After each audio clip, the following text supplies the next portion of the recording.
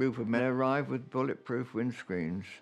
Now, prior to that, all we had in front of us was basically perspex. I said that I wanted bulletproof glass for the windscreens. I remember the gust of laughter sweeping round the table. I said, if Chicago gangsters can have bulletproof windows to their cars, why can't my pilots have bulletproof windscreens? I have no idea how many lives were saved by this.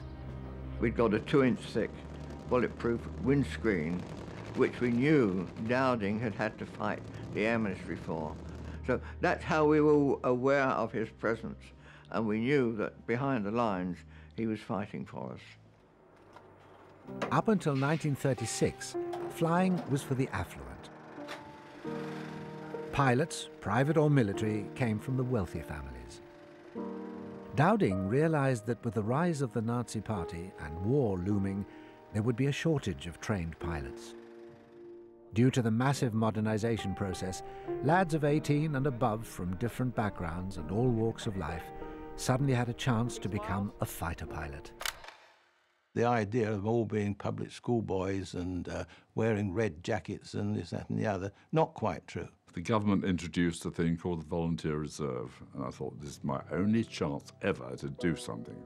So I leapt at it and volunteered for it. The great majority were VRs, some regulars, a lot of VRs who came from all backgrounds and all walks of life, just happened to be at the right place at the right time, or the wrong place at the wrong time, whichever way you want to look at it.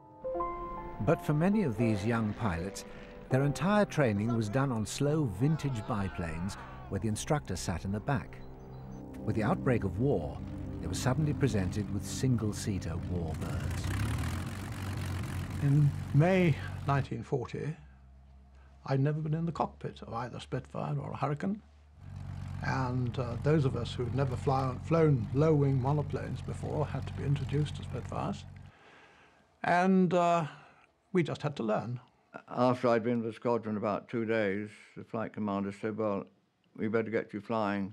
He gave me a copy of the pilot's notes and said, go and sit quietly somewhere and read them up.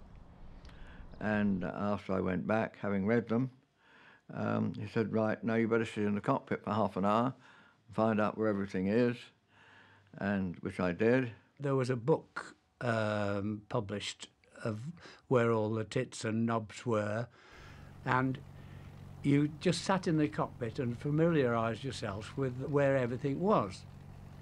And when you thought you knew all about it, you went to the flight commander and said, please will you test me? And they would ask a lot of questions and said, right, off you go. And the only advice I give you is don't put the stick forward when you take off, otherwise you'll push the propeller into the ground. Anyway, I took off safely, thank heavens, and flew around for about 45 minutes, and fortunately I managed to do a good landing, and I taxied in, and when I got out of the cockpit and walked to the flight office, for the first time in my life I felt about 6 feet tall, I think. A chap with lots of gold braid on his cap came down and told us we had 4 to 5 weeks to learn how to fly these things and to put ourselves in the position when we could take on the might of the German Air Force. But the might of the German Air Force took a heavy toll on our young pilots. Many didn't survive their first flight into battle. The reason that the new boys, or the chaps who bought it, was if they were lucky they had done a few hours on a Hurricane, but not really enough to put it on like a coat, if you like, and wear it like a suit and know exactly what it could do. So it was just lack of experience. The first 7 days we were decimated. I think we lost 9 pilots in 7 days, and 2 or 3 shot down, but got away with it. The first 3, 4, 5 flights are always the most dangerous. You cannot train people to meet real live bullets. You cannot train them to operate at the speed that you need to. Dowding introduced a system that would counter the lack of experience in his new trainees. He would send his battle-hardened pilots to squadrons away from the fighting, where they could pass on their hard-earned knowledge of combat to newly qualified flyers. Another advantage of this was to give his experienced pilots a well-earned rest from the relentless Nazi offensive. My overriding memory of the Battle of Britain is tiredness, incredible tiredness, because we were on readiness from half an hour before dawn in the morning until half an hour after dusk at night. And we slept in our clothes, down at dispersal. When we were Boscombe down, we actually slept underneath the wings of our aeroplanes. It was more stressful waiting. Most people seem to appear to try and relax and sleep, but you were very much on edge. In dispersal hut, we had a bunch of camp beds which just threw ourselves on and went to sleep as soon as you landed. In fact, at that stage in my life, I went to sleep. Whenever you stopped doing anything, I went to sleep. Standing, sitting, or wherever it was. Okay, chaps, rumble. But despite the discomfort, Fighter Command's 3,000 men and women faithfully followed Dowding's lead. We can never ensure home defense by the operation of Fighter Command. It can never take the initiative. That depends on the enemy. Will he send over single machines, or very small formations, or will he depend on monstrous hammer blows every 24 hours by every available machine? We must be prepared for all possibilities. We must be prepared for anything. But Dowding wasn't prepared for the conspiracy from within his own ranks. A message, sir. The Luftwaffe was just one of his enemies. Many more roamed the corridors of the Royal Air Force itself.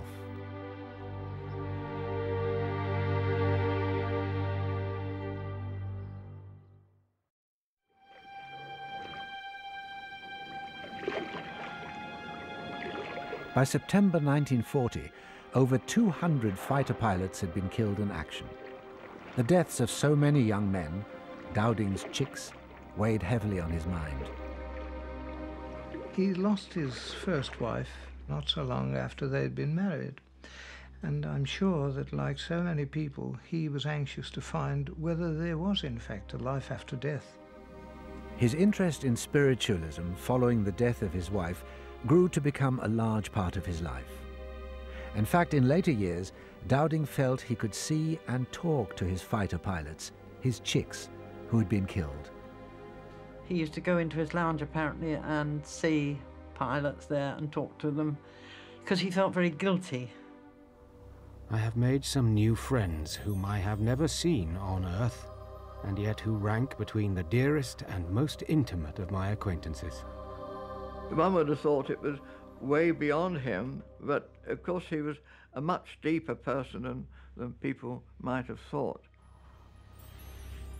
It was strange at first, but I have now got quite accustomed to carrying long and intimate conversations with invisible and inaudible presences. One thing that impressed me was the humility of the man, the gentleness of him.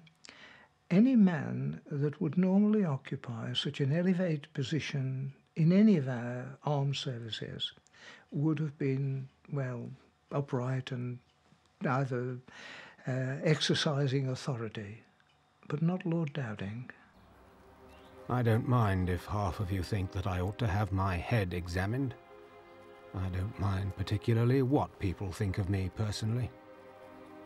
In the case of young pilots who were inexperienced, 19, 20, 21 years old, were thrust into battle, and in some cases on their first flight, they were literally plunged into the next world.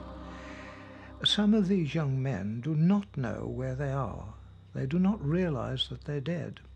These poor lads whose physical lives are suddenly blotted out in the heat of action. They feel exactly as they did a moment before. They have apparently the same bodies and the same clothing.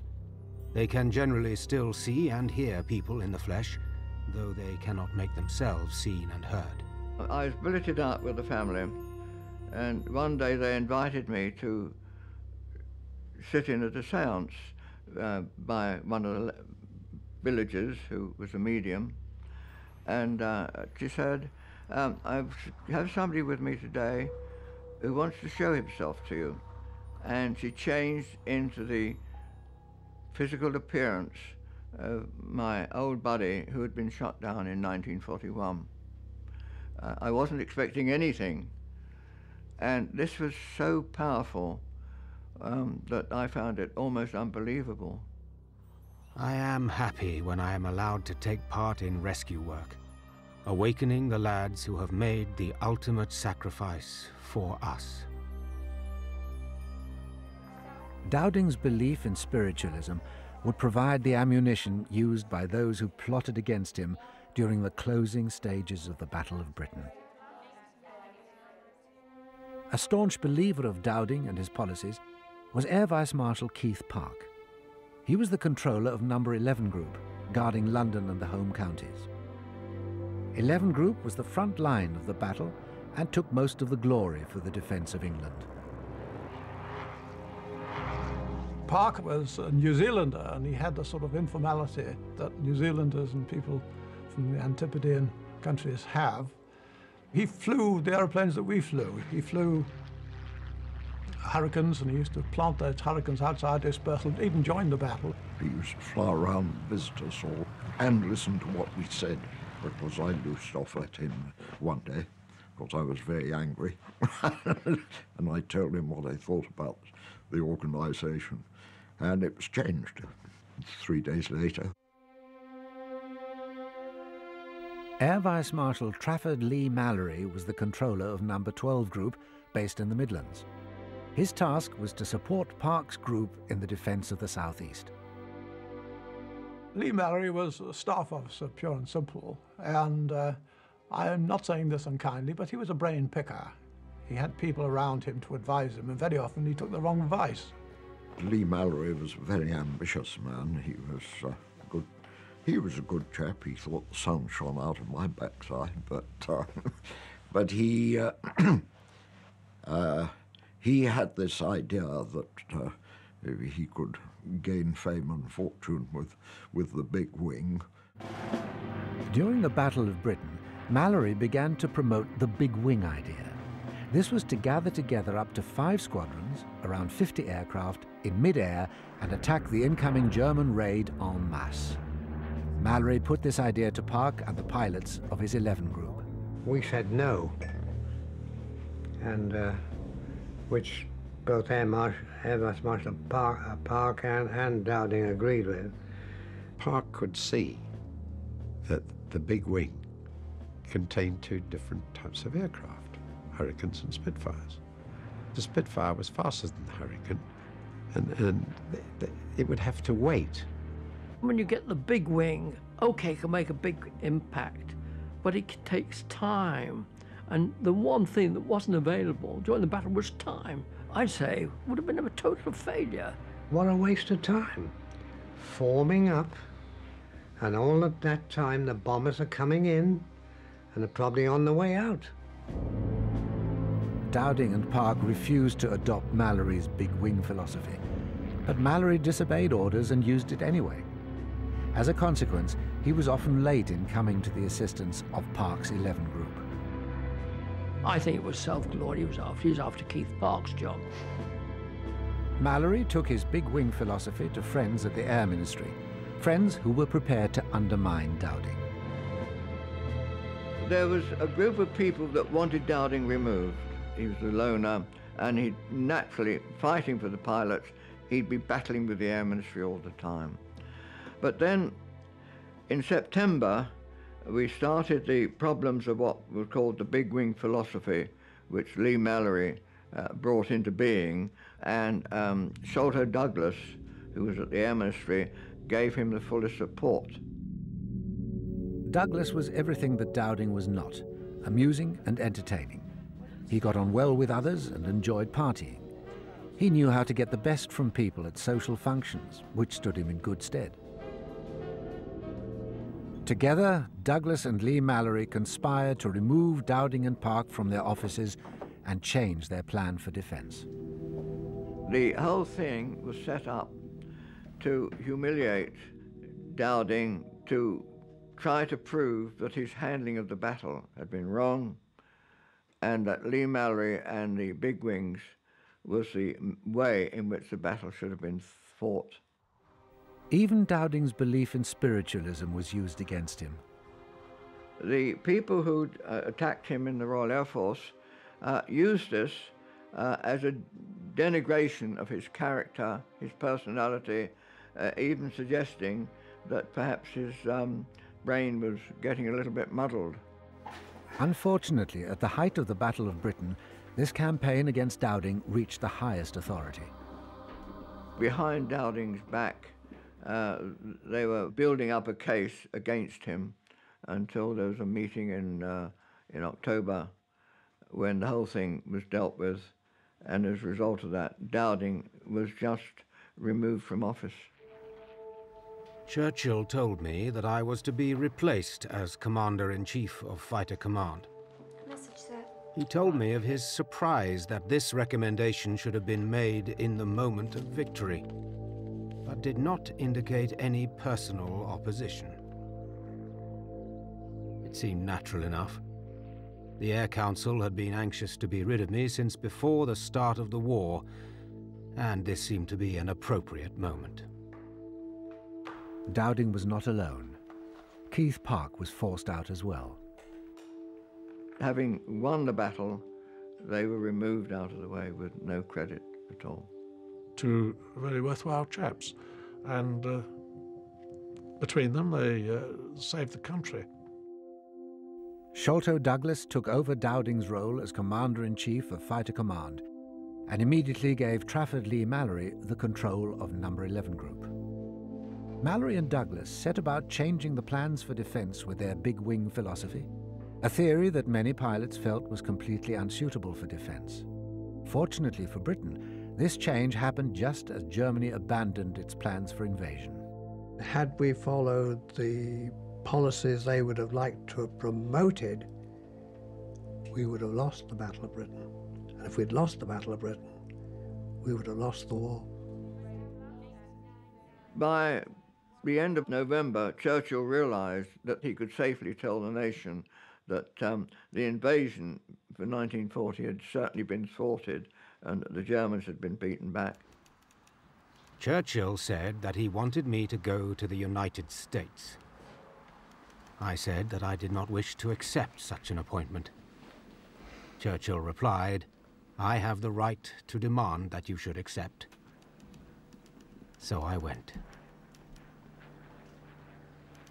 Churchill declared that on Christmas Day, 1940, that every church bell in the country will be rung to celebrate the fact that we had beaten back the German attempts to invade us.